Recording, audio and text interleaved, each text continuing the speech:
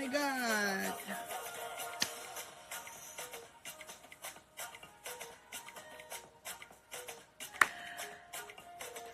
Hello, people. Welcome to Life Matters with Aanu Adedire. Yes, this is an unusual look. Yes, I tried to switch it up. I don't know. It's looking very different, but my face is actually looking very different. I don't know what's going on this morning. But, well, as I start the show, I want to say a big thank you to everyone that's tuned in today. And for those that just joined out this year, Happy New Year! Yes, Happy New Year to everyone just joining us this morning. Where have you been? Where have you been? Because I should be asking you and you and you that question. But before I continue, I want to say a big thank you to our guest last week. Oh my God.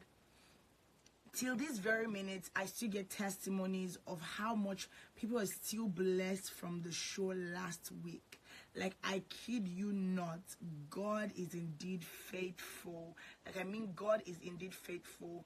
A lot of people are still trading their testimonies, and they're still grateful to God for having my guest last week on the show. Everyone is like, oh my God, her testimony was profound. I still can't get over everything she said, to be very sincere. And you know, at the end of the day, that is one of the reasons why I believe God made us birth Life Matters with Aanu Adedire, just for us to have that closure that we never go through things alone. Like, you're never alone in any situation, any circumstance, or anything. You know, God is always with you, and people have actually gone through those situations before you. And for you to think that you're alone, the devil's just trying to play tricks on you, because you ain't alone. Yes. So today, this topic is very, very big in my heart. Like, it's very, very big in my heart. And I really, really, really wanted us to talk about it. And I'm like, what guest will I have to talk about this issue? Like, I thought about it for a very long time. Hello, people in Aanu Adedire. I thought about it for a very long time and said, oh, okay, so what do I do? This, that. And I'm like, you know what? I know the perfect person that will come and we'll kind of discuss this together. And I'm sure that my guest is super ready, because I know he's always ready. Like, he's always ready. So today I have a I really, like, people know that I love DJing. So take it from me, to DJ is not a small work. People that always go to parties and think DJs don't matter, they matter. Yeah, so tomorrow I'm gonna have a very, very interesting guest on Exclusive Chat. Yeah, normally I always have guests that do the background work in music, but tomorrow I'm gonna have an artist. Let's hear from their own side of the story and hear what they have to say. So tomorrow I'm gonna be having a very, very special guest on the show, and his name is Bimigade Jumo. You should know him. Yes, so we'll be on Exclusive Chat tomorrow. It's gonna be a fun time. To be very sincere, it's gonna be a fun time, and I assure you, it's gonna be a fun time. So today, I'm gonna be having an amazing guest. When I tell you I'm having an amazing guest, I kid you not, an amazing guest is gonna be on the show tomorrow. But today, my guest is super, super amazing. He is. Don't let me spill his beans. Hello, people. Are we together on the show? Okay. So I am going to send. So we're expecting you on the Life Matters page. I know you're watching me on my personal page right now, but I'll be expecting you on the Life Matters page. And we're going to start the conversation, because it is a huge conversation that a lot of people run away from, because most people are guilty of it and they don't want to be put on the spot. So I am going to be having my guest talk to us about this issue. Hello! Hey! Welcome to the show, DJ Enersty. Yeah, I mean, I feel so honored to be on the show. Welcome, Yeah. welcome, sir. So let me start from a little confession. So I remember, I think it was last year or 2 years ago? So I was always busy in the middle of the night, like doing nothing. Like, I couldn't just sleep, because I think I was still having jet lag, right? So Okay. in the middle of the night, I'll come on live on my friends and do different mixtapes of different stuff. So my friend Wow. was like, "Oh, let's." So I think a couple of weeks after, I had a gig to DJ at a couple's retreat, and it was fun. Hmm. So my friends started looking for different names. So I was looking. So I fast forward a couple of months. I went for like a Hope One Crusade kind of thing in some area here, and Yeah. I was looking for like different Christian mashup playlists to do because I didn't have my laptop with me. So I grabbed a person's phone. I'm like, who is that DJ that I can? I'm like, okay, let me look for this. And your name popped up. I'm like, okay, let me see.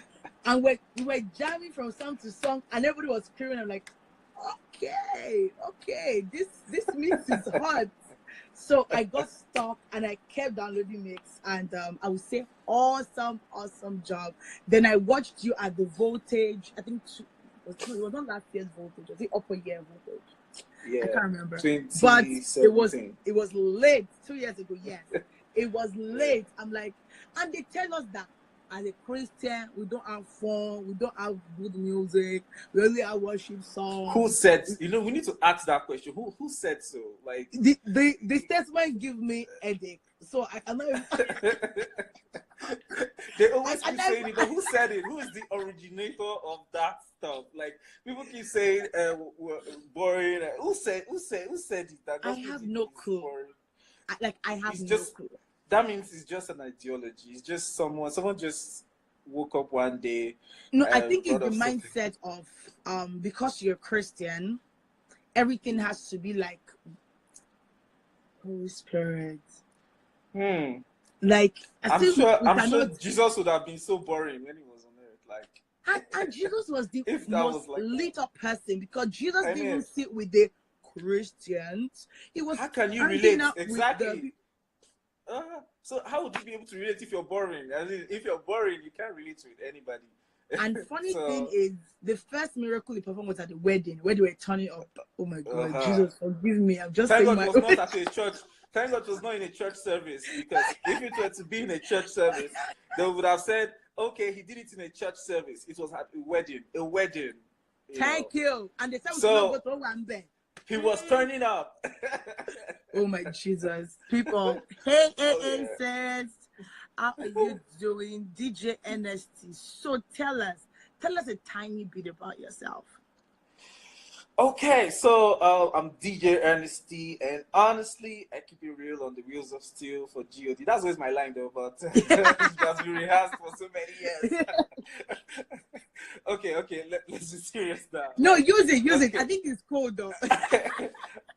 Okay, DJ Enersty, well, strictly gospel DJ, producer, hype man, whatever it is, entertainment, gospel, yeah, you find me in it, anywhere I can. And basically, I just love having fun. Well, people who know me very well know that when you see DJ this, you know that it's coming to turn up and all that. Yeah. So it's not something I just well, that's just me. That's who I am, and that's why I love what I do, because I make people happy in as much as I am happy as well, because you cannot give what you don't have. Preach, brother. Yeah, so I'm always happy, and I'm always hyped. So people are always wondering, like, why are you always hyped? Why are you always like, it's so rare, like things are happening. Why you still popped up and all that? Well, you see, I'm happy because Jesus lives in me, and Jesus is the way, he's the truth, is the life, is everything to me. So so if I'm always happy, I'm trying to share the love. I don't keep it. So DJ Enersty is just a fun guy. He's just a fun loving guy. He loves God, and well, he's a very stern guy. He's very principled, but I'm not. And I'm very 21st century, yeah. And I'm also very young as well, yeah. And I'm fun, I'm happy, and I love meeting people. Okay. And I love meeting people. I love learning from people. I love working with people. So DJS is just all that, So you can tell in what I do and all that. So DJS is all that and more. Okay. So apart from DJing or being an hype man or anything music related? What else do you do in your spare time? Okay, I love video games. I love Really? yeah. Shouldn't you be reading your Bible? Yeah. I read my Bible too. You said my spare time. Yeah, I read my Bible.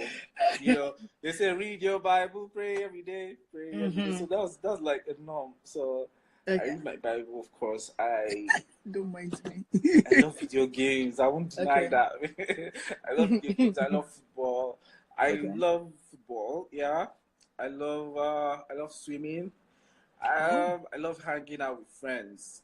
I love gisting. I love rubbing minds Is it together. GC or Proco? Which one? No. Apropos is different from gisting. Gisting is when you are gisting about something that will edify your life. Okay. Apropos is when they did not send you. You now got me put in your mouth. Amebo. Okay. Did you send you to do that while you are doing it? That was so. That's Gisting is appropriate. just learning from people, getting people's opinion about stuff. I I don't assume that I know everything, so I need to learn from people, and also wade into what what the Bible says and what is expected of me as a Christian. So I love living a Christian life because I have to live. I have to show what I preach. Yeah. In as much as I'm in the mainstream, I try to preach the gospel in an unusual way.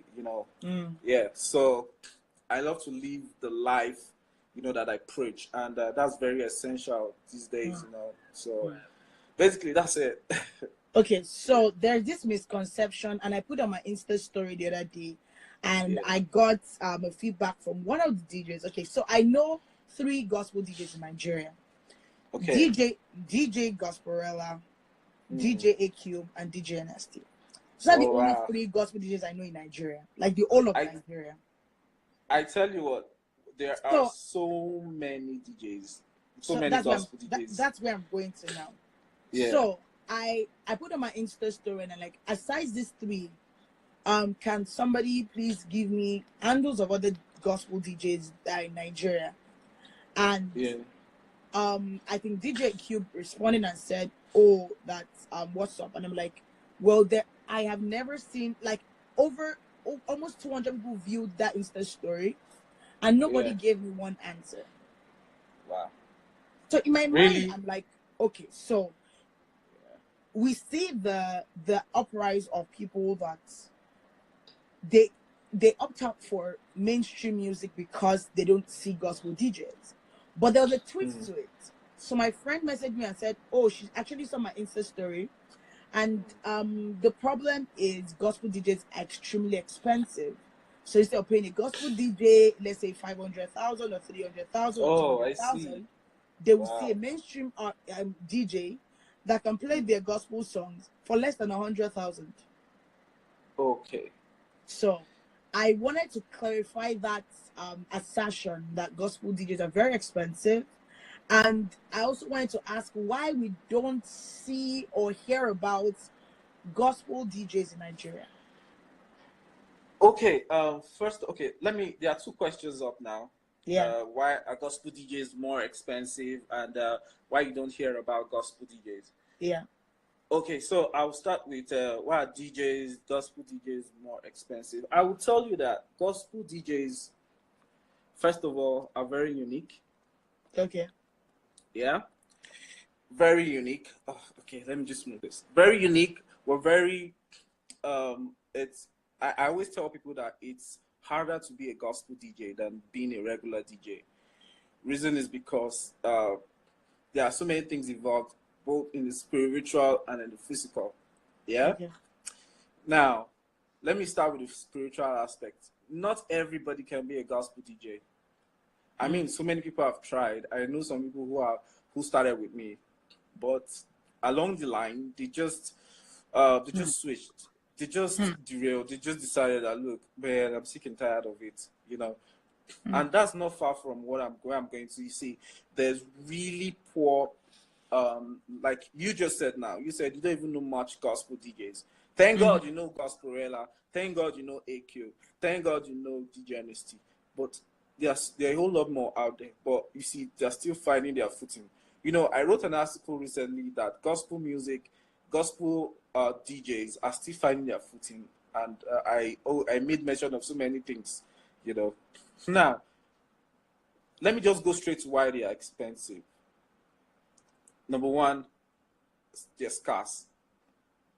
Number two, nobody else can do their job. I can be a secular DJ. I can jam. I can stand up now. It's so that's easy. Where I wanted to go to. It's very easy to jam secular music. Like okay, just recently, I was with a friend, you know, in the radio station, the studio. You know, he was playing, and I just kicked him out a little bit. I said, "Oh, let me see." You know, do you know? Just 5 minutes on that deck, I was already, I was lured into it. Like the production of the music, the availability of sounds. You know, it's so easy to be a secular DJ. Very easy. Like anybody can be a secular DJ. Anybody. Like I tell you, I can train you in 1 week, and you'll be jamming in weddings and parties, and you'll be bagging your money and be going. But you cannot be a gospel DJ. You cannot keep it 100. I tell you, that was one thing I battled with when I started early as a gospel DJ. You cannot keep it 100. Number one. Number two, it has a lot of psychological effects. You see, now, if your audience is not gospel related, you find it hard to please them.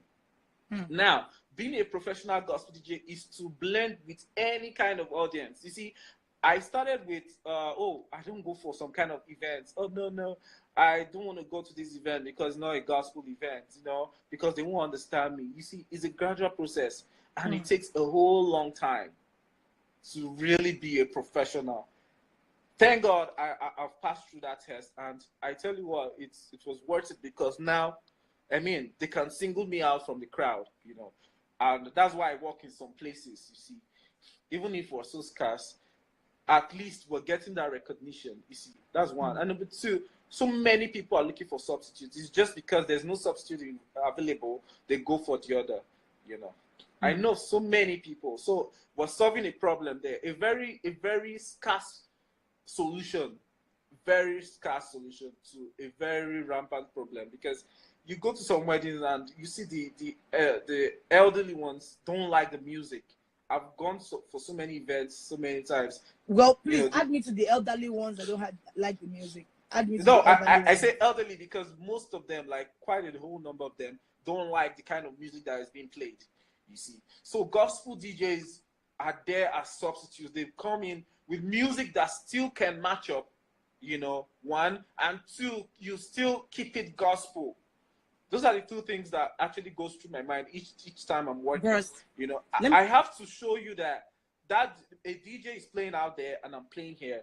I need to keep it 100, like the way he is keeping it 100. But the difference is that, look, the lyrics you're hearing from my music is very pure. It's rated G. You know, you don't have to censor anything. You know, so that's it basically. So those reasons alone makes gospel DJ so expensive, you know, to afford. You get, you know, because of the value. I wanna note two things, and one of them is secular DJs. I'll use the word secular. Sorry, people, but mainstream. Let's use to use the political language. Mainstream DJs, they can't do gospel mix. No. Let me tell you why. It's difficult to match up Sissy Winers, the shackles on my feet, exactly. I can dance, to oh yeah, touch your neighbor. How do you want to match up? Now the thing is, for a gospel DJ, you follow the rhythm of the message into each one, then you follow the. Do you understand my point? Very correct. But for a mainstream DJ, he just needs down, and he follows that line, whatever it is, and 90% of their songs sound alike. So as you're playing Able God into this one, into that one, you won't even notice it. Exactly. Now the problem we have is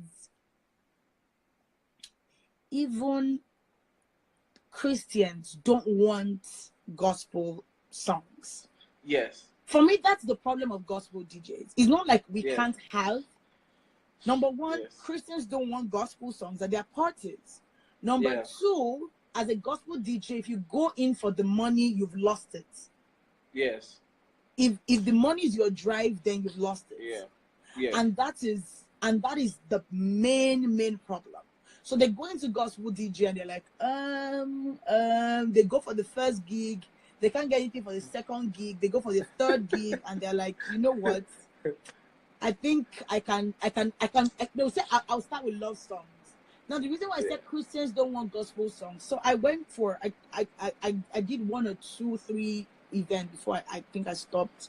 Well, I didn't stop, but I've not just had the time to do any gig again. So this particular one was a union of different pastors, right? And it was a dinner. So I was not expecting, I was not going to play to worship you. And it was love songs. And there's no sin in listening to love songs. Yeah. But this is the problem. I was playing all the Michael Bolton, all the, like, very blues, Kenny G, very sweet love songs. And the pastor's wife said, say you don't have the band, me. Say you don't have. In my mind, I'm thinking, well, I'm trying to keep it civil and let the lyrics be like clean and Timmy Dakolo, to St. Martins, around like people that alternative music, but no. She said no. We should go to the gym, bang, bang. And you see, that's the difference. That's what I'm trying to say. You see, gospel music has gone further than what you think. It's now, see, I can give you, okay, name any secular artist, I'll give you the gospel version of that person. That's where I match them up. Like, but the thing is, but this is the problem. Now, and number two is that secular music is more, see, you can, we are in this world, but we're not of it. You see, that's why the spiritual aspect has to come in before you can think about, see, there's a spiritual thing backing it up. Don't just think everything is normal. There's so many abnormal things that you look at in the physical and you just see it as physical. There are so many. That's what I'm saying, though. That's what I'm saying to Enersty. That it's not like gospel, they don't want to do this work, but the people that are supposed to be the number one the ones patronizing gospel DJs, don't even want gospel music. You have to see, that's where you have to confuse. That's where the work is. That's why I told you that there's more work for a gospel DJ than a secular DJ. Any secular DJ can come. But it goes back to your motive. Exactly. If you're going in for the money, what you are saying won't matter. And let me do you understand? Let me share one thing. Okay. Let me share one story. This is not even our topic for today, people. Yeah. There's just so much to talk about. Like, seriously, I've been waiting for this. Like, I've been waiting an hour. You see, but let me tell you something. When I started as a freelancer. I mean, it's because I love it. I have the passion of not just being a DJ, but a promoter of gospel music.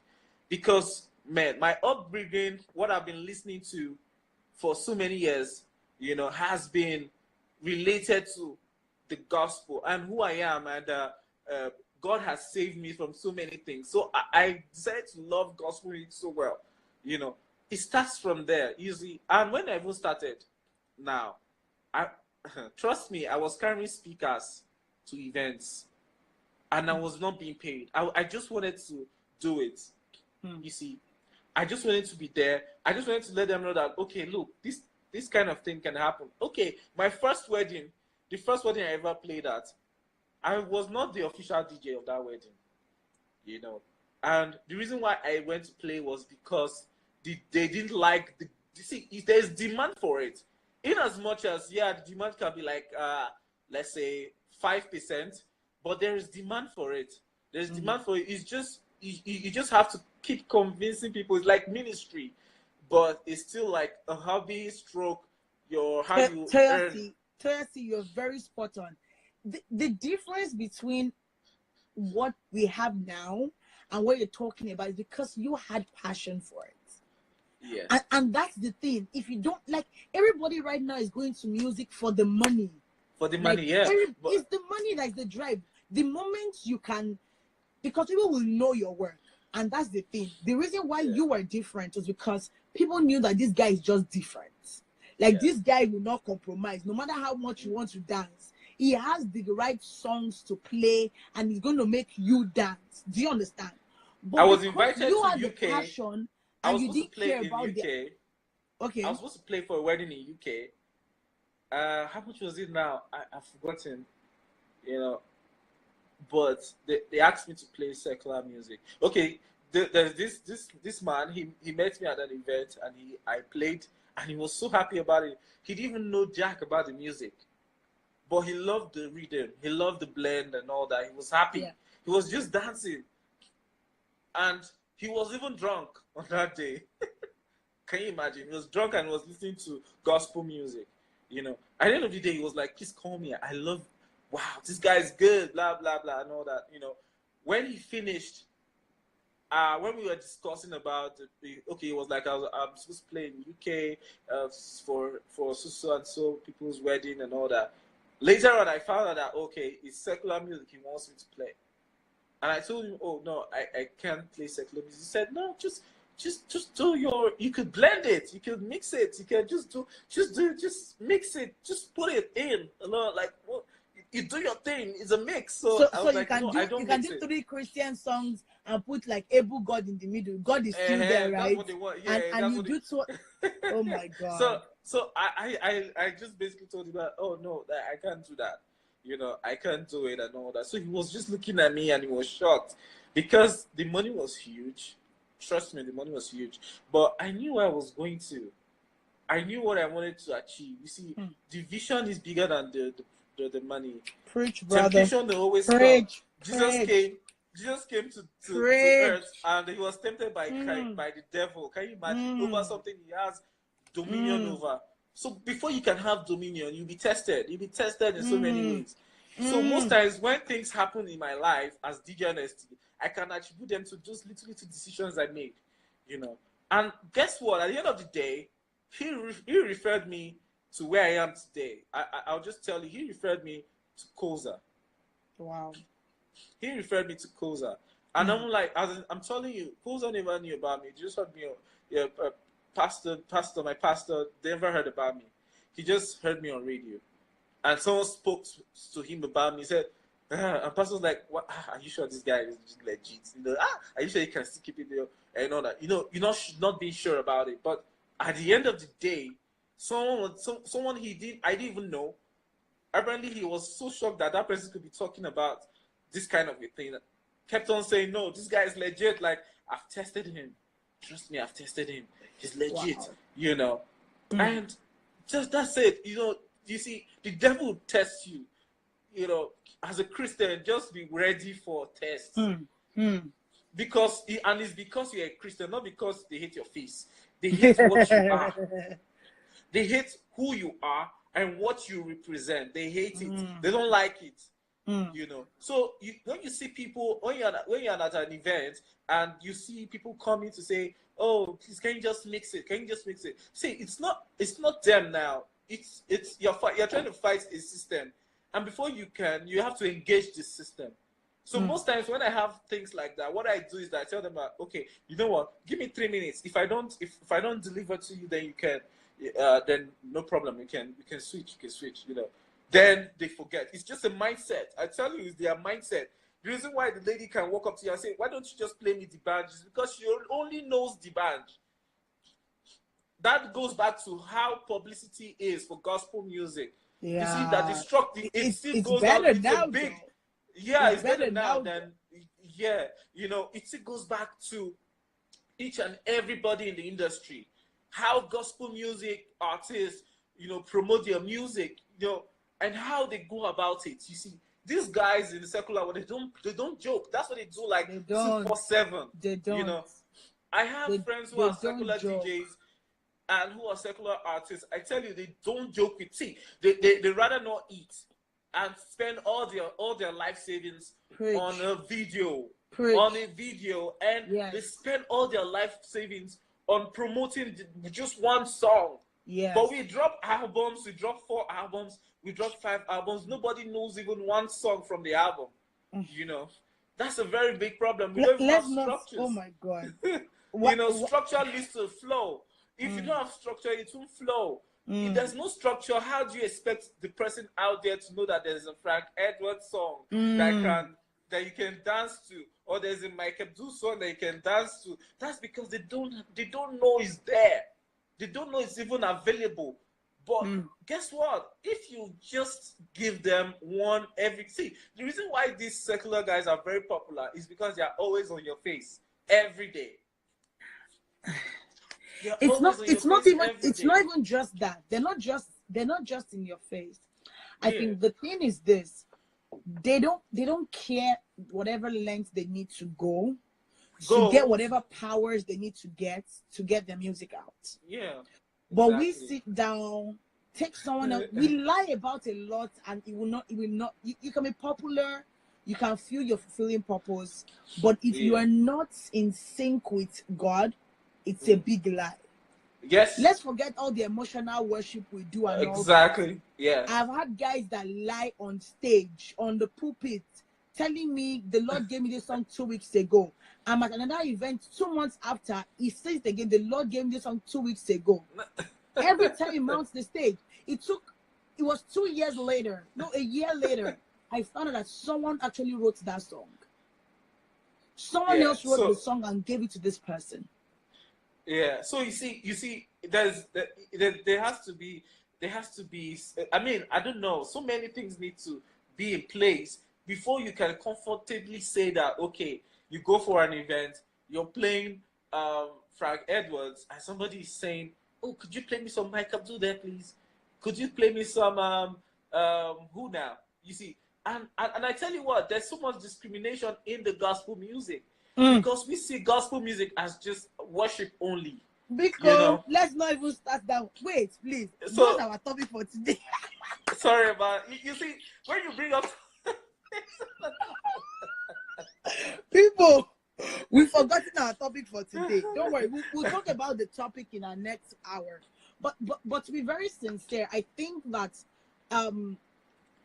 what we are doing as Christians right now is to change the mindset of people, and not just by our character but also by our music. That when I was listening to a pastor today, and he said I listened to this Davido song. I've forgotten the Davido song. I've forgotten Davido's song, but the pastor was saying it on the pulpit that he listens to Davido's song, that he listens to songs that they are love song he can sing for his wife, but they don't speak vulgar. But I look at another 1001 other love gospel songs that if we don't preach our own songs, I don't know when we'll ever, like, there's so many. Why did God put songs of, why did we have songs of Solomon in the Bible? Do you know that was what actually made I and DJ Gospelella start talking? It was like, who is this weird girl that posts songs of Solomon on Instagram? Like, I've never seen someone that consistently posts scripture on IG. Like, he said, there are some people like interpret scripture, but post songs of Solomon verbatim. I'm like, but it's in the Bible. Why can't I talk about love? Like, God is love, and He has put His love in my heart. So why can I talk about it without being, without feeling looked bad at about like, it?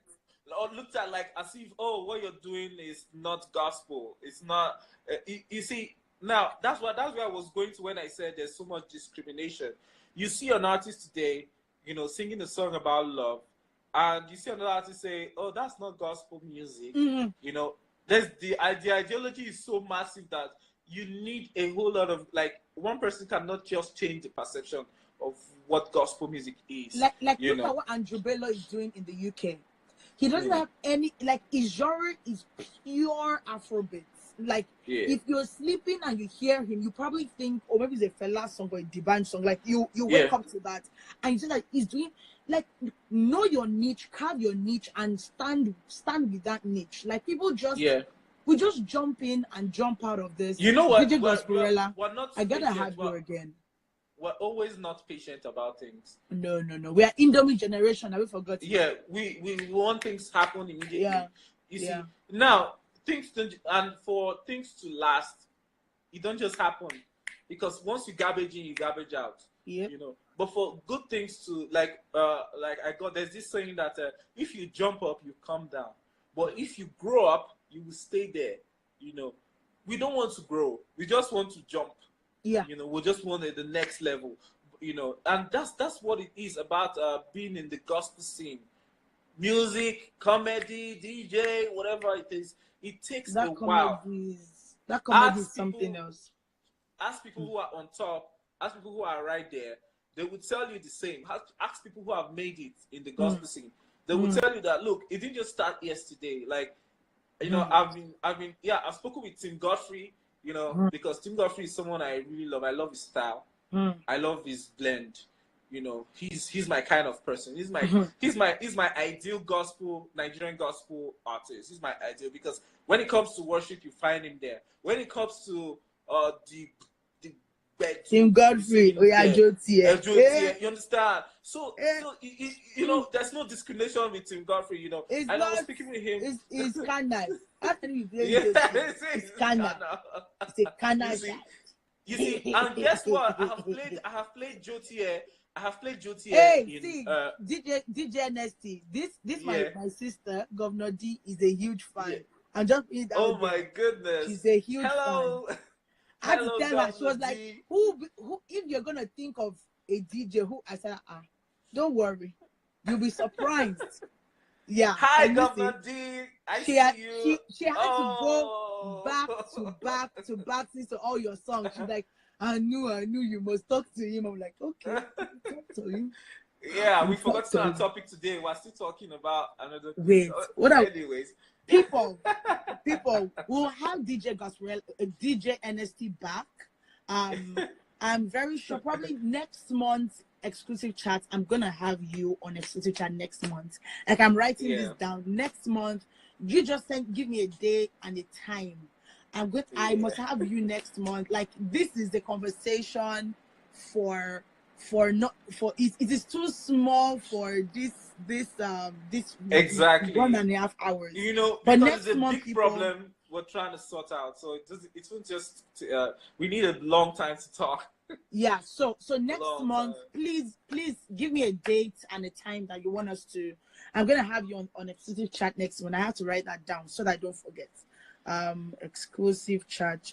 But let me go to the topic for today. And the topic is building and maintaining relationships.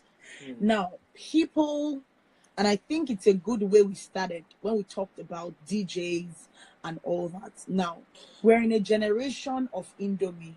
Quick in, quick out. Quick it out, yeah.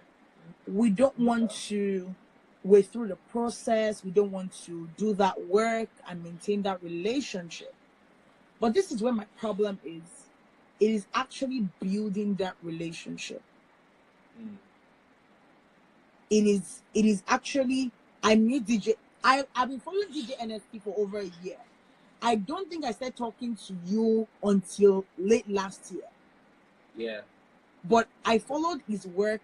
Like, for me, people think, oh, so you just bring this guest to your show. Oh, I'm like, no. You have to, wherever you want to reap, you have to sow. Yeah. So if I want to say, oh, I have your song, it means that I have your album, and it means that I can say it out loud that, oh, I can play your songs, I can play songs from your album. But when I don't even care who is it. There's some people who come on the chat like, sorry, what's your name? What songs have you done? And for me, it's so sad. And you meet this person today, you don't want to build a relationship, you don't want to even maintain it by, how when you buy a car, they say the number one problem of Nigeria is maintenance. Zero maintenance. To be very sincere, I feel like people they have expectations from people they don't sow into their lives. So you meet somebody one day and you want the next day the person should be able to give you their kidney. It ain't gonna happen, bro. Like, it's not possible. So today we're talking about building and maintaining relationships, and I want you to share from your experience how you feel how you believe that especially in the entertainment scene where relationship is like everything. Like Yeah, yeah. it's You know, when everything. you brought up the topic, I was so happy. You know why? Mm, Because you see, when I came into the scene, into the gospel music scene, mm, you know, that was one of the things I wanted to change.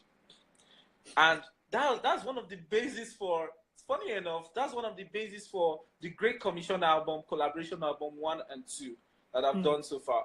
More mm. are to come, you know. But I've just done one. I've done one, and I just did the second edition. Yeah. Now, the idea of that is more than what you think. That's why I call it the Great Commission. Go into the world and preach the gospel. Mm, You know, now, it's gospel music for the world, not for the church, to the world from the church. You mm, know, so that's why you have so many. When people listen to the album, they're like, "Are these songs gospel?" So I said, listen closely. You're mm, gonna understand what I mean. mm. And and you notice that it has so many people you've probably not heard before. Yeah. Probably so many. Especially the first edition. I brought in people that I know that people haven't heard before, Mm, because before you can build something so high, you have to go down, down, down, down. mm. If you want to build a mega structure, the foundation has to be very deep. Yeah. So I went back. I started doing my research. I started looking for people with like minds. I started looking for Mm, people who can fit into the vision I have. I started relating with them. mm. Now, you see, now I'm already delving into our topic for today. Yeah. I started relating with them. Now, I started relating to them because of unity in purpose.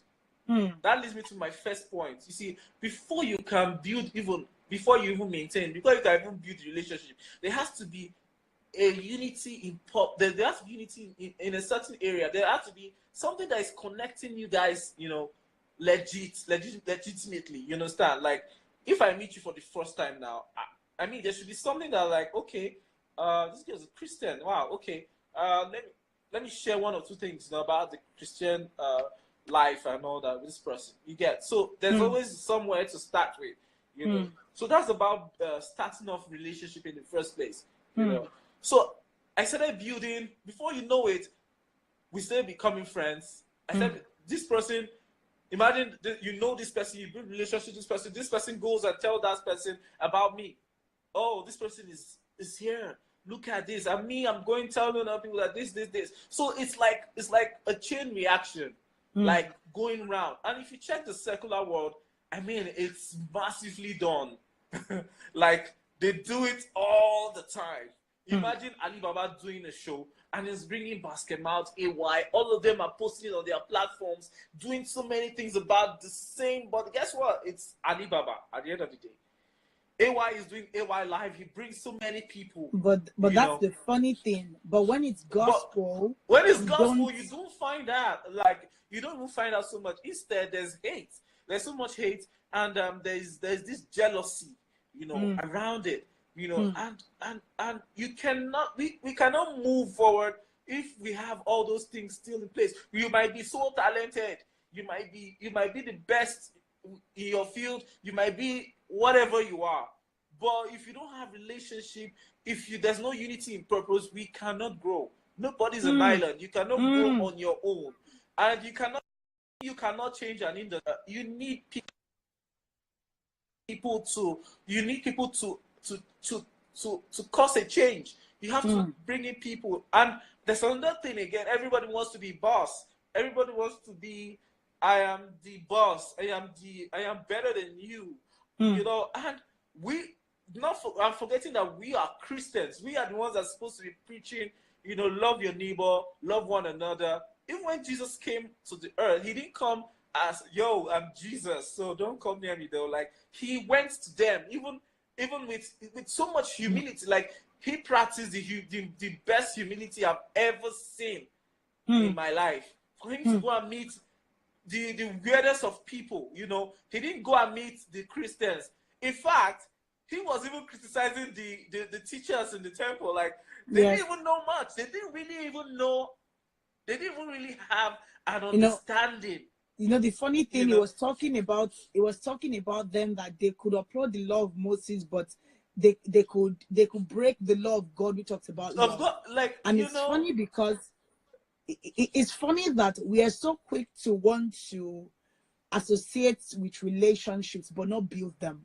not build them exactly. So so before you can actually maintain relationship, it has to be, you have to build it. You have to start from the scratch.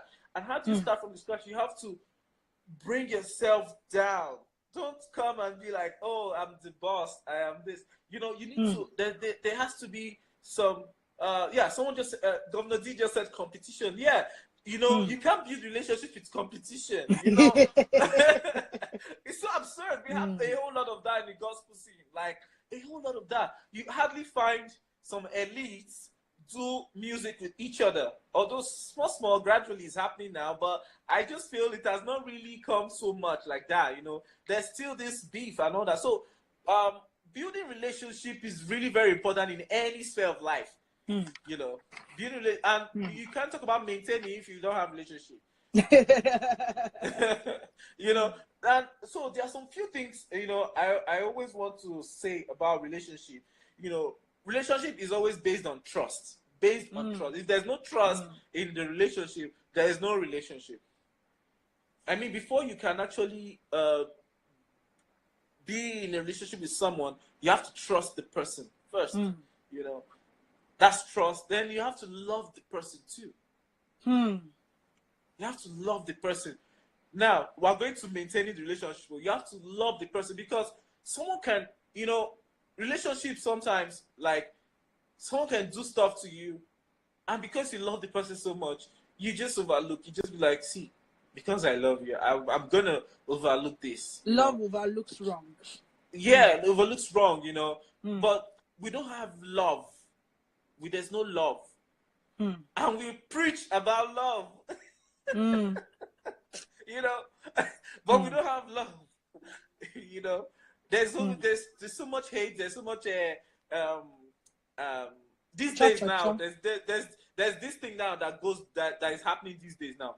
People just go and just talk nasty about you to someone else just to gain the person's how do I put it now? Just to gain the person's You're trying to favor, get the person's favor, so you badmouth another person. And that person just to make you look sane, like a saint, like you're good. You're the main person.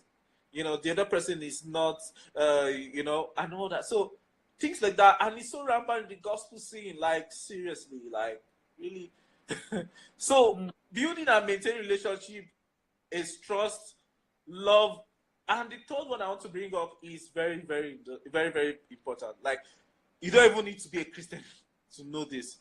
See, before you can even build a relationship with someone, there's something you are gaining from that person, and in return, the person is giving you back. See, it has to be, there has to be something.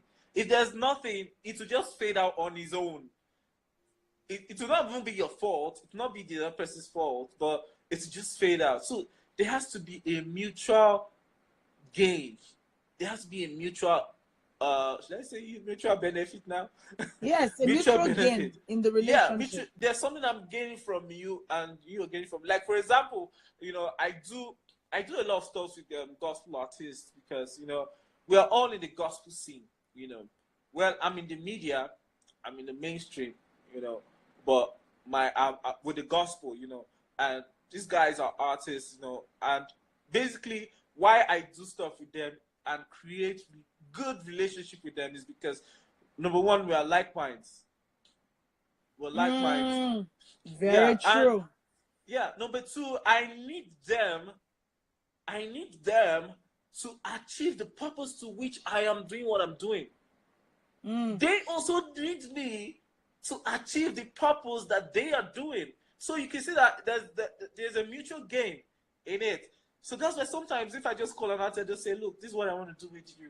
I want to work with you. I have this idea. I want to do this. I want to do that. You know, they can easily relate to you. Not that you just come and say, see, this is what I want. It's just about me. Me. Nothing you're doing for that person. I mean, so relationship cannot even build. There's no relationship. You can't build a relationship like that. You know, you need to always, like, that's why there's this in the Christendom, there's what we call sowing seeds. You know, I really condemn people who say, why do you have to sow seeds? Why? Seeds go a long way. It's more than what you see. It's more than the physical money or gifts or whatever it is. It's a seed. That's why it's called a seed. It's meant to germinate and it's meant to grow. You So see. I want to delve in a little bit about the seed sowing. And the thing that we forget is we believe that every seed is an annual crop. Every seed that we No. sow within 6 months, within 3 months, will grow and No. flourish and that long. But one thing, and this is a conversation I had last week Wednesday, exactly last week, last week Thursday, a lot of girls were talking about being friends with your ex, and I told them one thing. I said, you never know. There are some that, yes, you need to keep. It depends on each person. But Yeah. don't leave a bad interaction with people that when you see them later on in life, you need their help, you will not be able to approach just because of things you've sown in the past. Now, a lot of people sow seeds and they want that instant. So they are friends with you today.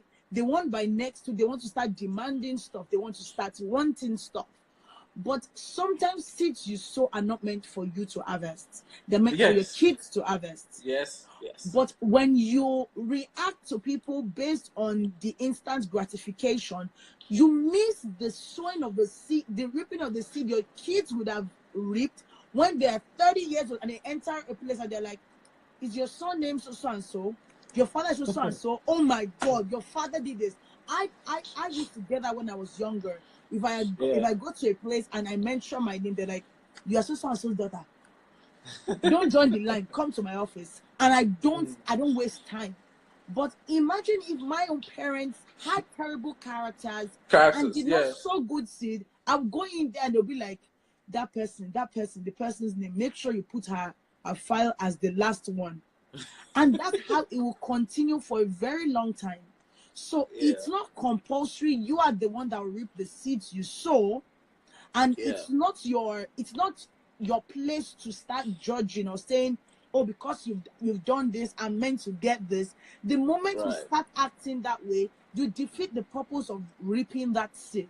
The moment you start thinking of, oh, this is the time I'm gonna do it. So it's the same thing in relationships. You can't sow into a relationship in 2 weeks and demand for something that someone has done in 5 years. And this is still Life Matters with Aanu Adedire. I am having a swell time and I am gaining a lot. See, in building relationships, you can't just build it because you want to enjoy that immediate gratification. You can't do that, because if you do that, then there is no point in sowing the seed in the first place. So for me, we'll be playing this quick song. I really love the song, Praise Up by DJ Enersty, and we'll come back once it's back on the live.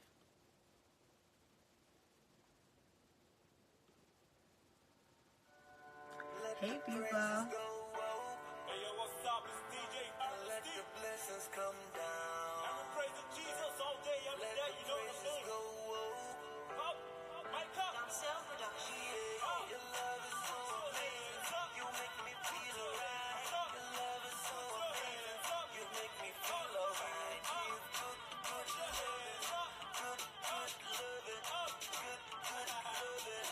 That's what's up. If you wanna feel alright, you gotta give God praise. And that was Praises Go Up by DJ Enersty featuring Don Sam. This is still Life Matters with Aanu Adedire. I am still having a swell time. Oh my God. I have had the first hour with here, like oh my God. I can't even explain how much we have been talking about building and maintaining relationships. Welcome back to JNST. Yeah. Okay, so building and maintaining relationship. Okay. So I have this list of things that I want to say. Okay. Here are some tips Number one, to build and maintain relationship, you need to accept and celebrate differences.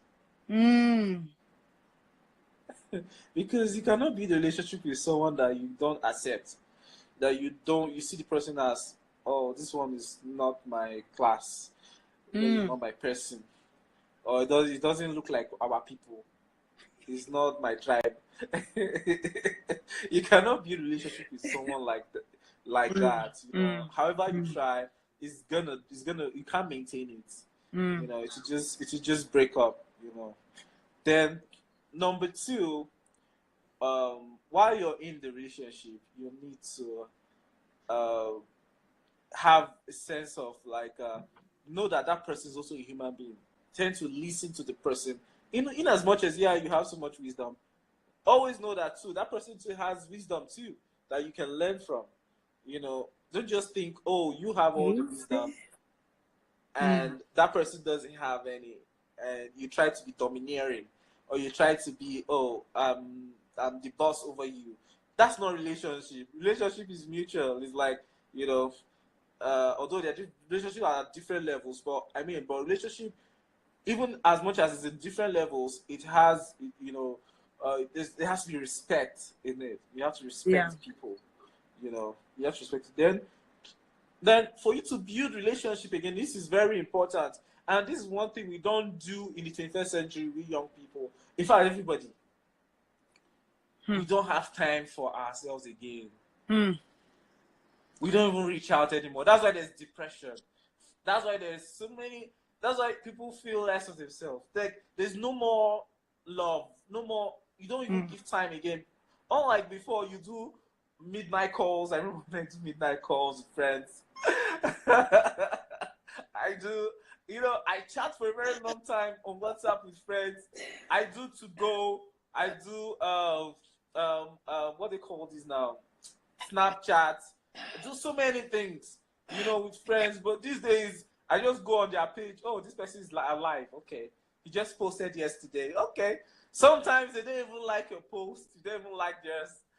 So, give some time. If you want to maintain relationship.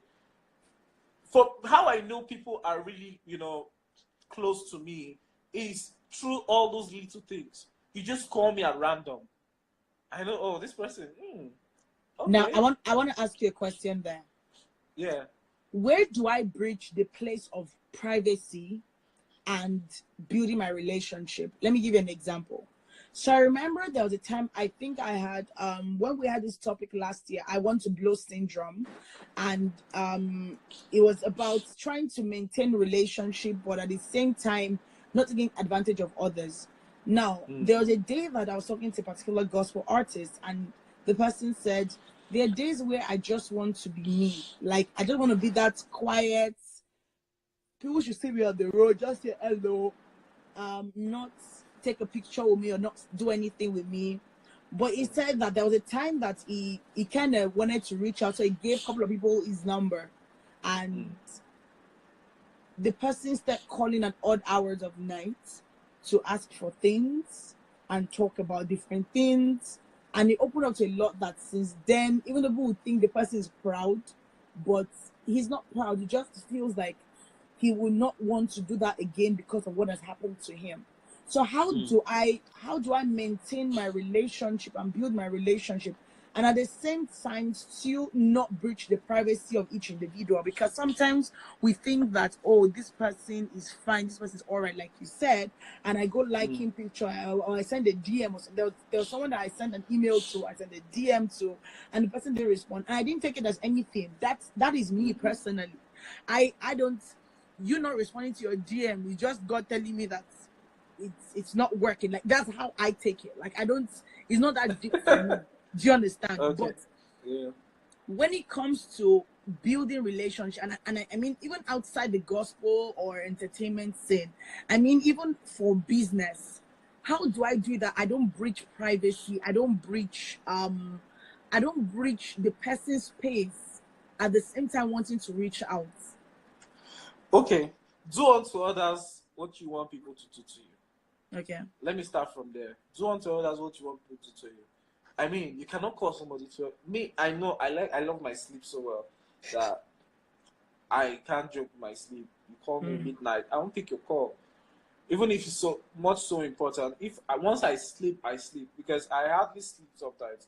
And when I sleep, it's because I'm so exhausted. So I sleep. So I'm even sleeping and you're stopping me with your calls. I'll just look, oh, someone is calling and I just go back to sleep. I won't pick. Now you have to understand that see, people are busy.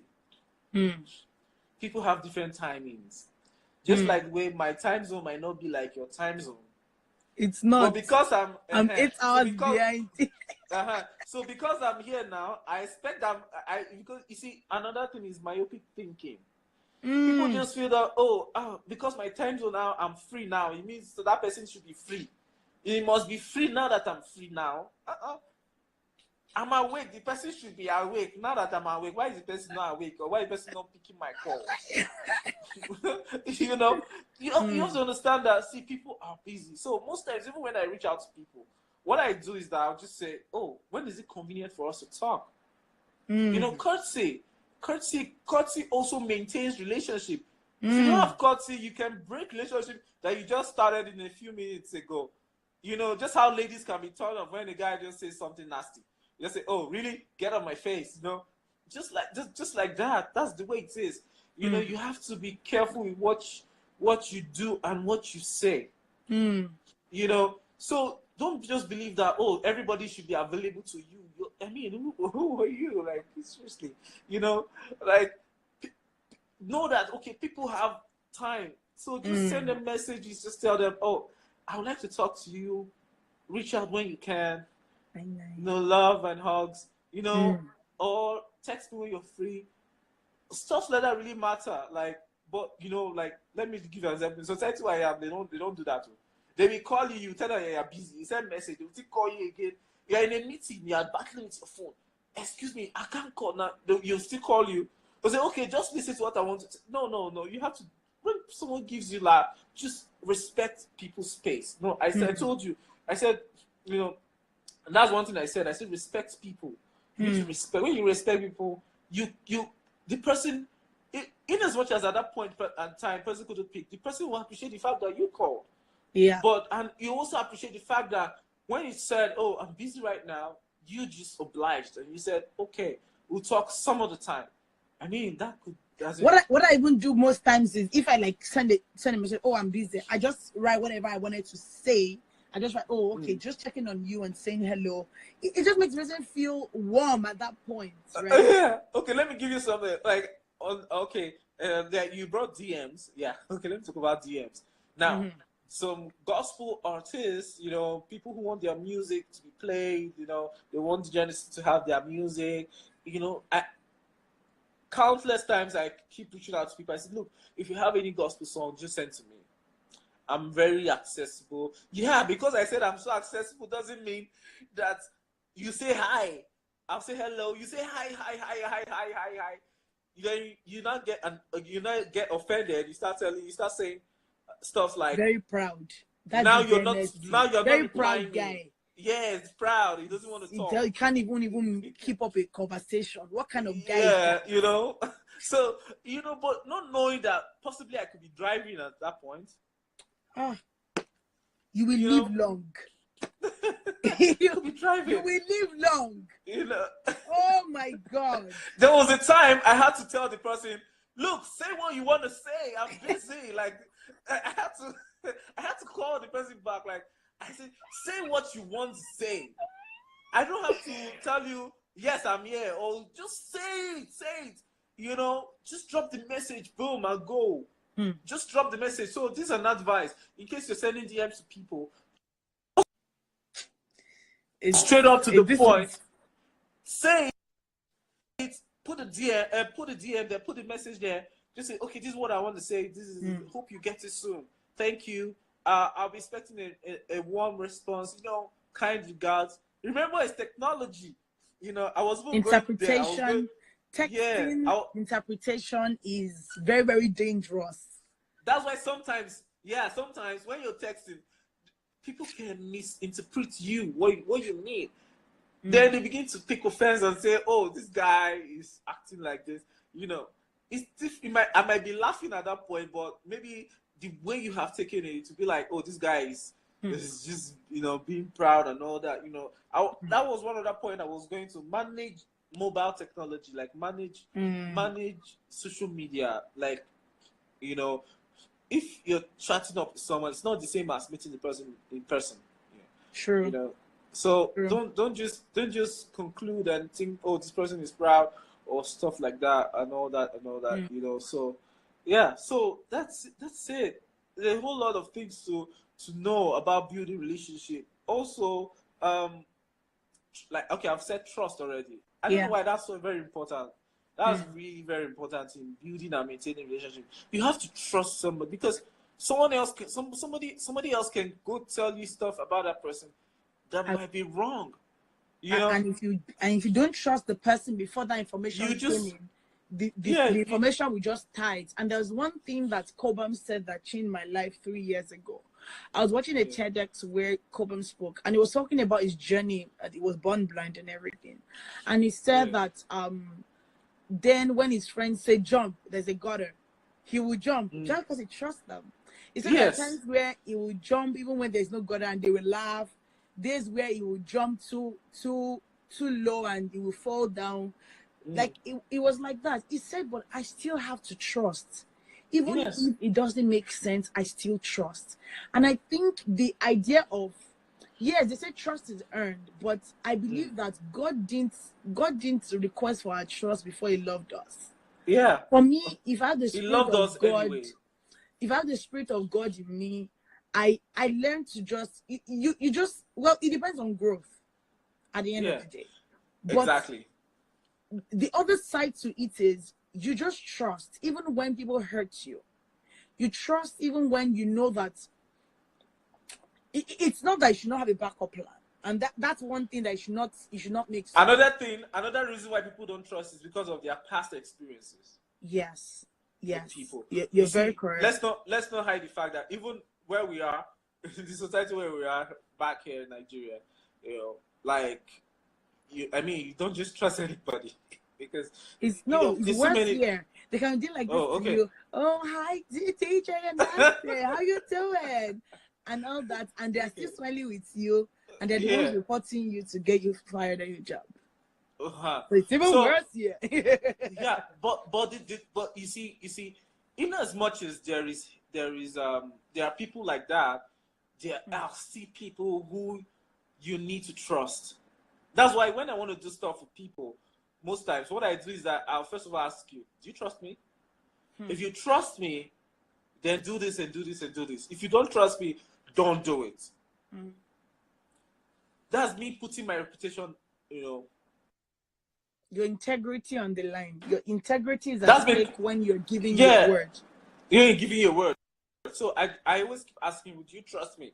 If you don't trust me, so that's why most times I always advise people, don't listen to what other people say about another person. Don't. About what the person wants to do to you. You just shoot yourself in the leg. Yeah, you end up trusting the wrong person. True. You end up thinking maybe this guy is a saint, whereas this guy just came to destroy a very good relationship. So that's very key in building and maintaining relationship. You need to block your ears from other people, what other people think about a certain person. You don't just jump into conclusions. But if you look at relationship, and I mean relationship, if you see the red sign, if someone says, "Oh, ABCD is a very, very, let's say, very stingy person," and someone said this thing, don't just look at how people talk to you. Like, this was a relationship conference, and the person said, don't just look at how he or she treats you, look at how he or she treats others when you are around or not. Very Because true. if they can treat those people like that, then it's the same way they're going to treat you. If they're going to talk about people in a very ill way, it's the same way they're going to do the same to you. So at the Exactly. end of the day, it boils down to remembering that in your friendships, in your relationships, you're a team. Like, it's not enough for you to just swing by and say, oh, I like this, or I want to do this. It's important that you remember that you're one unit. So if one person says, oh, this person is stealing money from us, it's for you to come and say, no, the person can't steal money from us, because we have an like we had this conversation, and I've told you several times. It's the same way that, you know, if you've not built your integrity and trust with somebody, the person will not be worth fighting for. Yeah. Now, The person you see, will not. well, there's another thing I've learned with experience. Just recently, I just learned that, like, oh, okay, this is something I really should be doing often. Now, look, this is for everybody listening and everybody. If you hear something about somebody, confirm from the person. Go straight up to the person. Ask the person, hey, did you do this? Did you do that? Don't just conclude and say, yes, yes, yes, that's what the person did. You didn't even ask. You didn't even give the person a chance. The benefit even of the person, doubt. Yeah, allow the person to deny it. Allow the person to deny it by his or herself. Let the person deny it. Don't just think, oh, the person did it, so I don't have to speak to this person. This person did this, and I'm not happy. So I don't have to speak to the person. No. You might jump into some very wrong conclusions and, make some, very wrong decisions. At the end of the day, you might regret it. So, True. This is another thing. One thing that jumped into my mind while you were talking was investing. A lot of times we don't invest in relationships. Yeah. We are very quick to want to collect and not give. And I know you talked about it being mutual, but investing in mentorship, if I see someone I respect, I love, do something little. If it's giving your time, giving your the moment you now see that the person taking advantage of it, please run away. Yes. But if you know in your heart that this is what I want to do, I want to enjoy this. Like there was yesterday, my pastor was saying this, and I love Pastor PK. Pastor PK said, you every time you're calling your pastor 2 a.m., 3 a.m., the pastor is quick to pick up your phone to talk to you, to pray for you, to this. But you travel and come back, and you can't buy ordinary t-shirts and say, pastor, thanks for all the stress. Thanks for everything you've been doing. Thanks for building me. You can't do that. We have some that take advantage of people, but for those that don't, sow that seed. Just take time out to celebrate that person and give that person something from your heart, and not just because you want to do it for let people see that I'm doing this thing. See that I'm doing you just brought that off my mind. I wanted to say that. Don't do. Oh man, there's so much of that. This present generation. Like sometimes we just do format. I call it notice format. Me. Yeah, you just do it just so hey, what with you? But they are not with you, man. They're not with you. They're far from you, man. Yeah. So now for you to be able to even know if someone is with you or someone not with you, like you just said, it's based on the person's sacrifice. People make sacrifices one way or the other. Even little things like, well, I'm traveling somewhere. I need you to come with me. I know you're free. Can we go? Then the person like, okay, yeah. I mean, even if I'm not free, I have my job, but I will go with you. Those little sacrifices, you need to be like those little things are things you should watch out for.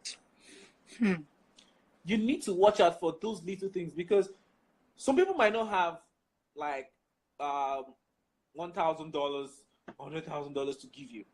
They might not have so much money. They might not have any other thing. The only thing they have is their time, and they are giving you all their time. True. Appreciate it. Don't take them for granted on the other side too, on the flip note. Mm. Don't just say, oh, because persons give you all your time, then you turn the person to your like like I don't know how to do it now, like your subordinate, or What they call my friend Okon. you know, just because the person is giving you the whole time, you know, Don't don't take worry. advantage of Let people because they are let me nice give you to an you. example. I had this couple that they used to do that thing a lot. So they'll be like, call this person, will not say no to you because they know the person likes driving. Yeah. And they did it the first and did it the second time. And I called the attention of the wife and I'm like, you can't do this to people and take advantage of them every time. It's wrong. Every time. And like, no, it's not like they're taking advantage. These people love what they do and all that. So when it got to their own time of need, where they needed help for something and they called those other people, they said no, they can't help them. Because they know that once you don't help us, it was now more or less like a parasitic relationship. Yeah. Where one was feeding on the other. And that's what a lot of people want. Oh, you know this person. Oh, hi, I know you. They only want that relationship because they want to flaunt it. Yeah, and those relationships never last. It never sees the light of day. Like, no. It never goes far. No, and that's just what I was trying to say. It diminishes with time. It just goes down, down, down. Before you know it, I mean, that's it. That's all. You know, and you won't even know why. And that's the reason. Because you can't take from something you are not given to. Like, that's why I use the seed aspect. You know, when you plant seeds, it grows and it germinates, and you can take your fruit from it. You know, when you haven't planted the seed, don't expect anything to grow. Now, I have 2 questions. And number one is this.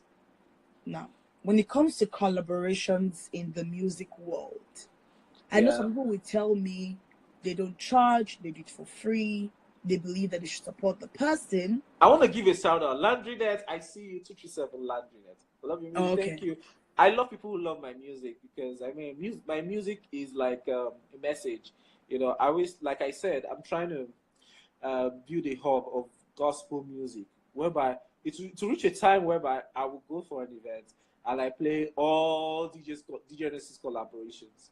That's because I'm trying to infiltrate the system, you know, with the other types of music. What we have today in the pool of gospel music, we have 90% worship songs and 5% other genres. Then the other 5%, I don't know. So we have 90% of worship songs. I mean, and the top every year, I try to do like a roundup analysis. Every year, when you pick out the top 10 songs, you find out that 9 of them are very slow, the slow-paced songs. Yeah. So how do you reach out to people who are not in the church? And don't forget the essence of doing music. The essence of music is to win souls. Like when you're doing gospel, when you say you're doing gospel music, the main essence is to win souls, not to perform in church. You know. So if you're not winning souls with your music, people who are if somebody's in church, I mean the person's soul is won already. Like that's as far as I'm concerned. If you find your way to church, you will be saved, because when you listen to the message, when you listen to other things, not just the music, it renews your mind. But imagine people out there who the devil has blinded their eyes. They don't want to go to church. What hope is it for them? That's where gospel music needs to thrive. It's not thriving in where it's supposed to. That's the battlefield. You know, don't make music for only the bass. Make music for the battlefield as well. The base is where you go into the world and preach the gospel. Yeah, get so your ammunition. Go into the world. But this is where people have issues, and this is it. When it comes to collaborations, some people I've heard different prices of different gospel artists, right? And it scares me. But home and abroad. So I'm not talking about Nigeria. I'm telling you the gospel scene worldwide. And you hear someone say, oh, for collaboration, bring $100,000, $5,000, 100,000 naira, and all that. Now, my question is this. How do people that sincerely just want to collaborate with somebody that they really love How do they reach out when they're not financially stable? That's number one. Number Okay. two, in maintaining relationships, especially when you have a mentor-mentee relationship, how do you reach out to your mentor when you have issues without posing as a what they call that thing, as a burden on your mentor? And number three, would there be a day where we have like a list or a list of all gospel DJs in Nigeria, and how can proteges be built? Okay, so first of all, you talked about collaboration, isn't it? How can you do collaborations without, without when you don't have so much money and all that? Let me put it that way. Now, you see, we're talking about relationship here. Relationship matters a lot. Use myself as an example. Well, funny enough, I didn't pay. I don't pay most of the people I work with. That's because I said most of them, not all of them, most of them. That's because I give something they want in return. Guys, it's not all about money. Sometimes relationship alone can cancel money. Even in life, it's not all about money. I have gotten gifts from people that I wanted. From those gifts, I have been saving to get it. But because of relationship, someone just handed it over to me, like free of charge, like give, take. Something that would take me a long time to get. So you see what relationship can do? Relationship can save you a whole lot of money instead of taking your money. Sure. So why don't you go for relationship, then money? Like me, for example, I'm always open to going to new places I've never been to. I love going to new places. So whenever I have an invitation to go to a new place, I'm always very flexible.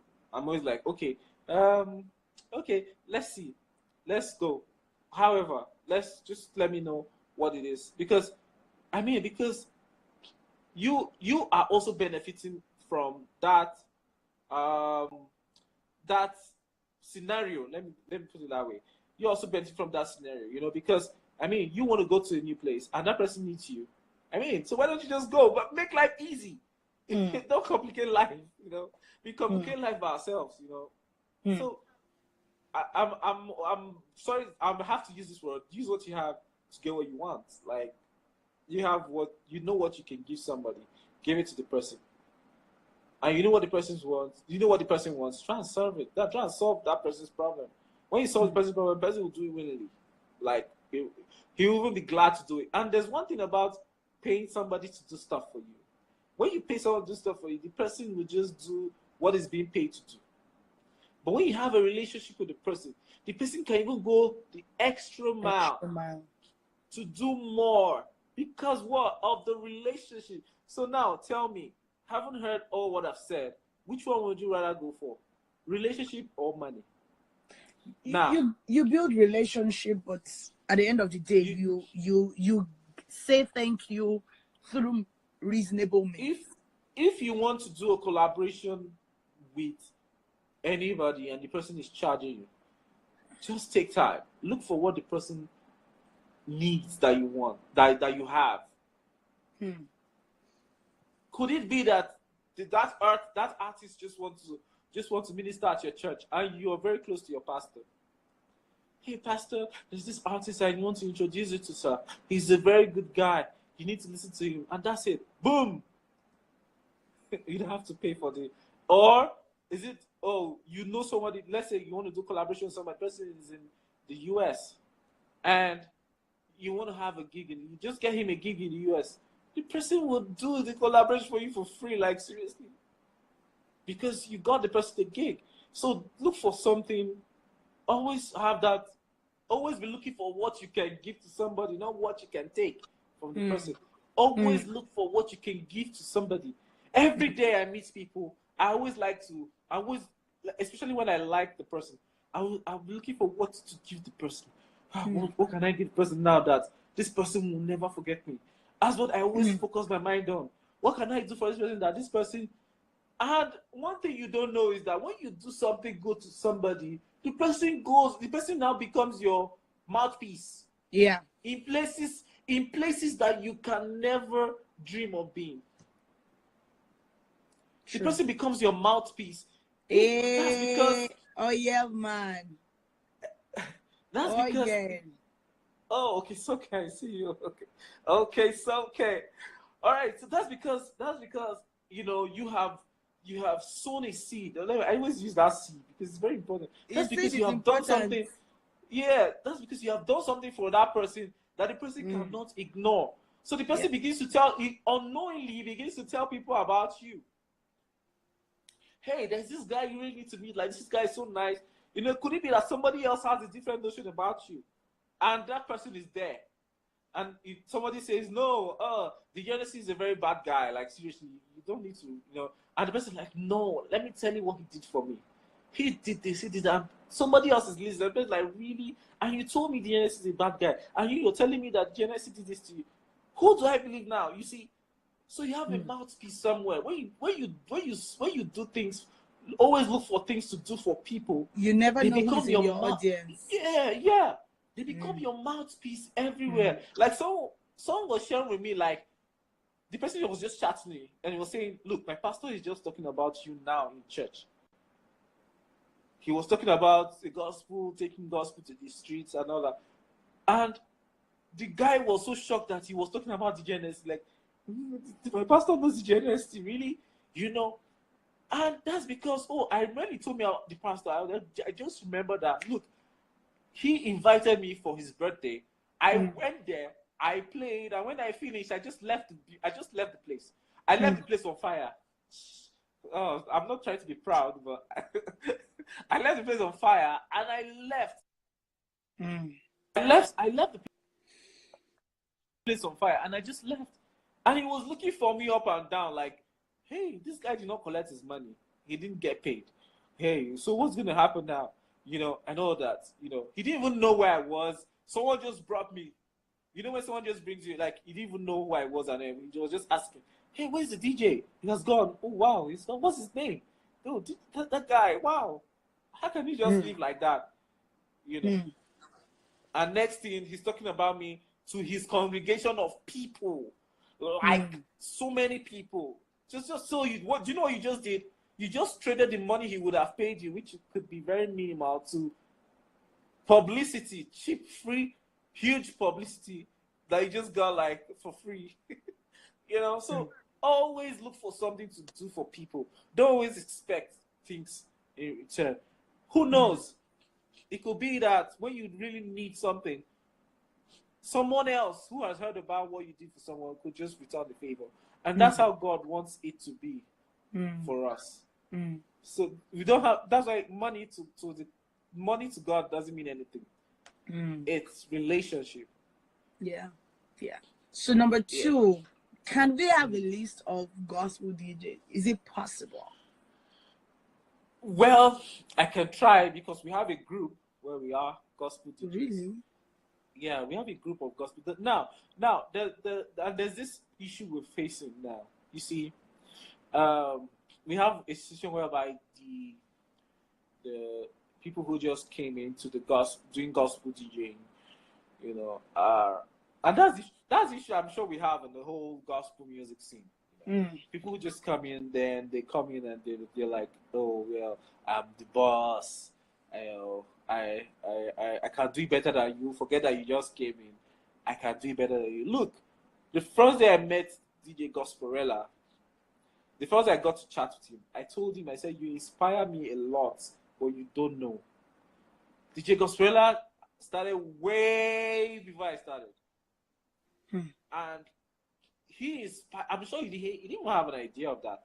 Sometimes you need to tell people those stuffs because it goes a long way to encourage them to do more.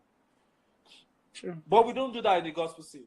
Instead, we're telling you, look what's he thinking? Cannot do this, cannot sing. You cannot even just compliment the person. Cannot even just say good stuff to the person. I told him that, and I told him that you inspire me in ways you can't imagine. I'm sure he was shocked. because we never spoke, we never said anything. He didn't mentor me to become a gospel DJ directly, but indirectly, He did. he did. His humility is next to none. Yeah, so you It's can the see that, only- and in the midst of that, you find people who just came in, who just started the gospel DJ, who just started stuff, going through stuff, yet they don't want to ask questions of how they did it, that they are where they are. They just want to keep saying, all they say is, well, you have been there. What did you do? What did you do for us? What did you this? What did you that? I mean, It's so for somebody to be there and is still there, you should know that there's some things that that person is doing right. True. That you need to know. Information is key. Yeah. You don't know that, and you can't know that if you don't have a relationship with you don't have a relationship. You know, there was a time I had a long discussion. Yeah.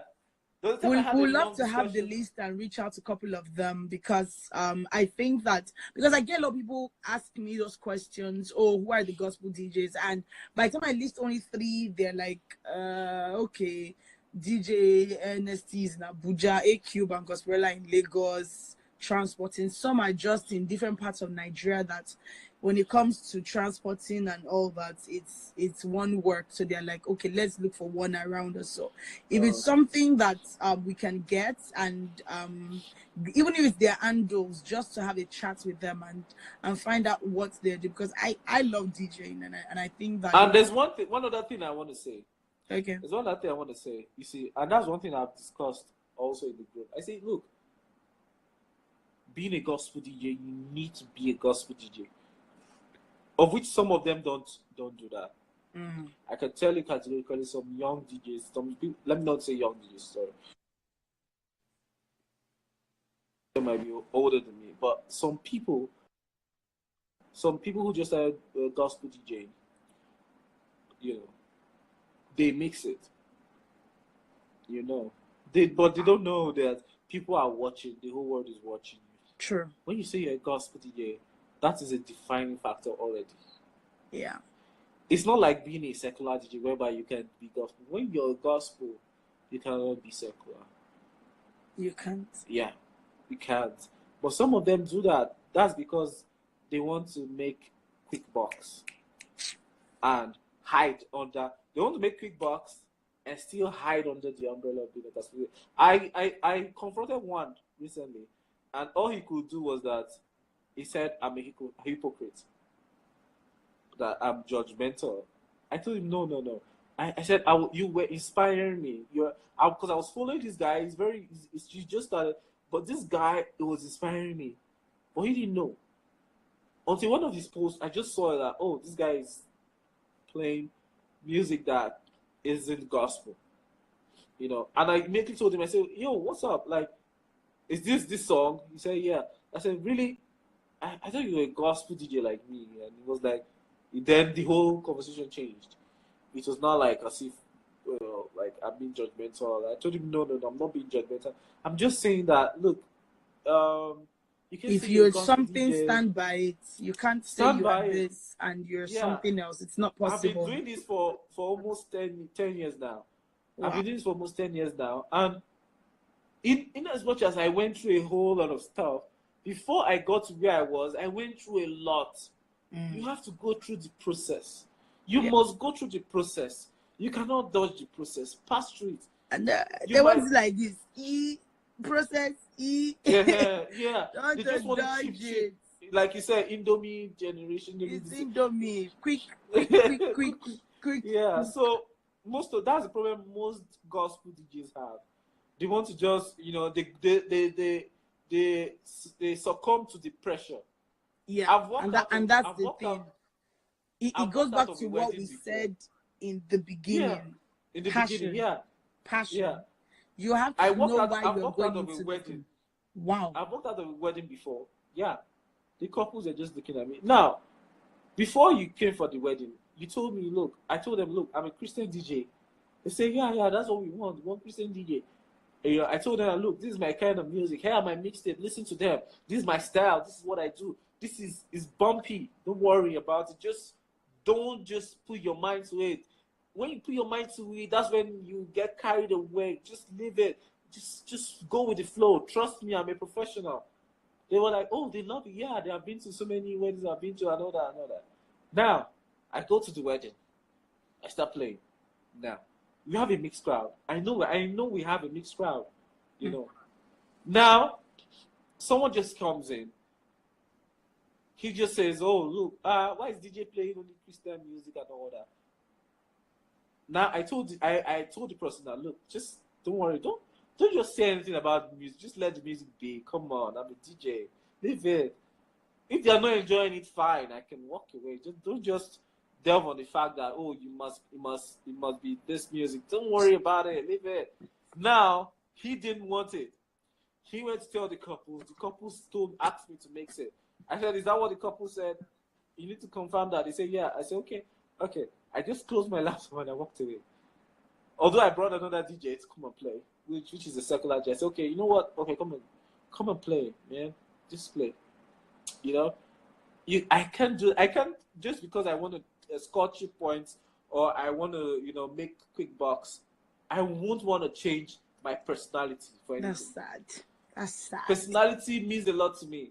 You know, and when I look back through all those things, when I look back through all those times where I walk away from such things, I'm glad I did. But then it was so hard for me because even sometimes when I walk away from stuff, I end up not getting paid at the end of the day.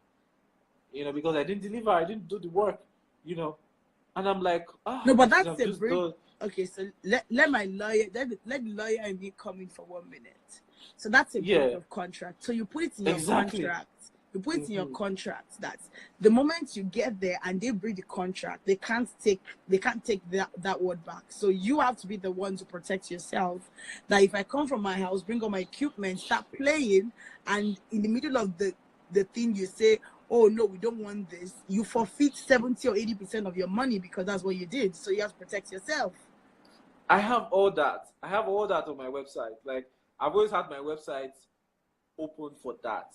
Where you go, I'm talking about whatever contracts you do with the couple. Like, don't just make it word of mouth, because Nigeria, even here, it's the same thing. You have to pull out your contracts and let them know that if I come there, you know, you left all the DJs in your world. You saw Enersty. You said you wanted to stick with Enersty. You said you wanted to do gospel.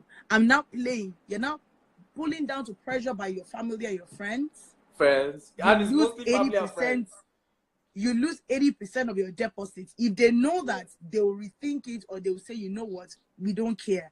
We want to do this. And that's what you do. So that you don't get to the point where you've already done all your work, done all your mixtapes, and at the end of the day, now. So make sure that you have like a paper contract or mailed contract that you send to them, so that when they see, they will say, no, we just thought that because you did not play for, it doesn't care. I'm not charging per hour. I'm charging per, I am here, I'm doing my work, and you cancelled, I'm getting my money. Hallelujah. DJ Enersty, I just learned something. Now you've learned something. So so now talking about succession, finally. Okay. Or is that just the time? I'll give you 2 minutes. Okay, talking about succession in this, right now, that's what I'm building right now. I'm building an academy. Awesome.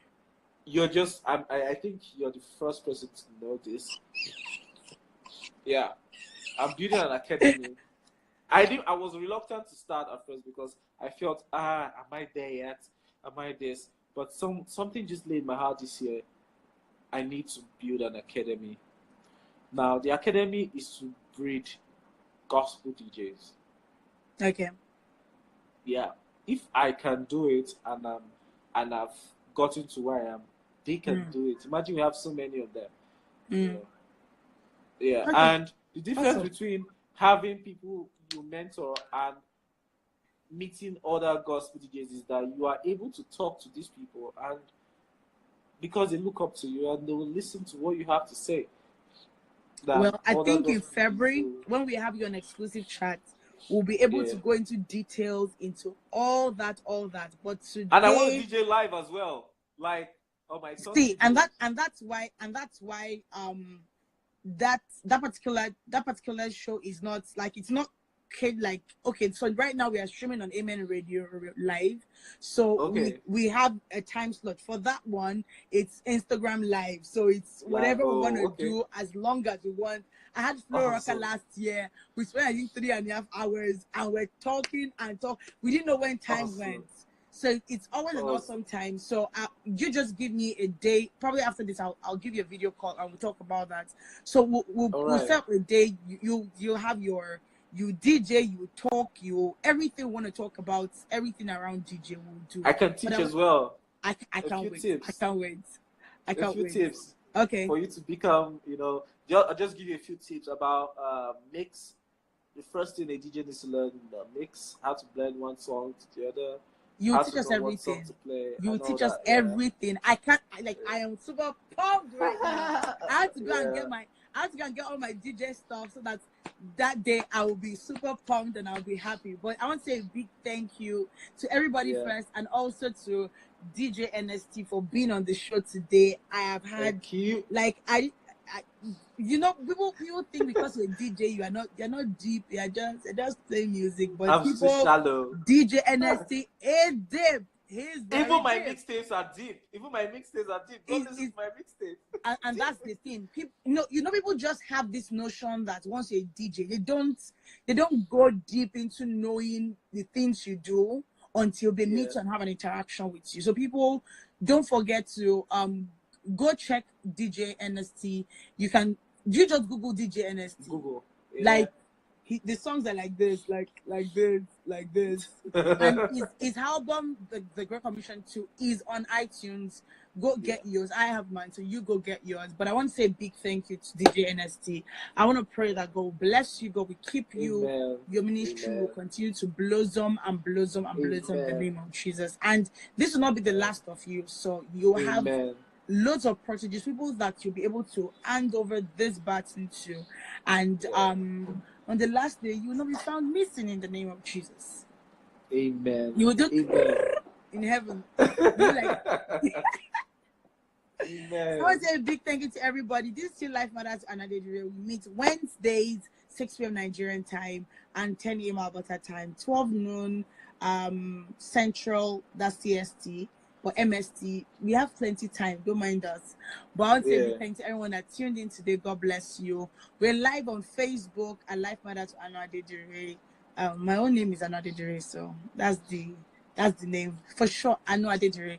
And so we're live on Facebook, Instagram. We're on YouTube. So subscribe to our YouTube channel. And once you subscribe, you see past episodes that will bless your life. And today's one will be there. And I'm very sure that you'll be blessed when you have a rewatch of today's episode, because it was an amazing and a mind-blowing session. So till we have DJ Enersty on exclusive chat next month, we say a big thank you. I'll be closing the show with Holy Ghost Follow Come. That's my favorite song, actually. I have a bias for that song. Awesome. But God bless you. Thank you very much, DJ Enersty. All right. All right, people. God bless DJ Enersty. We really, really celebrate him. Till I see you next week. God bless you as we sign up with Holy Ghost Follow Come. Bye. If you follow me, follow them. Anywhere me and for them are coming number one.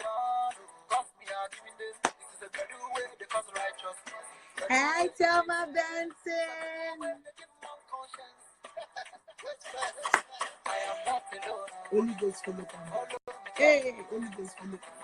Hey, Holy Ghost Follow Come. When you see me, you see blessing. When you touch me, you touch blessing. I'm a king of the wages. When you know we, they carry for me. You to me, never let me go. Simba wanted, Simba daddy, Simba has to go. Anything we have played, make us not go. We got a day, yeah, me, I'm not go. Follow. Let's get it to London. Okay, Soke, I need to talk to you today. I have a gist for you.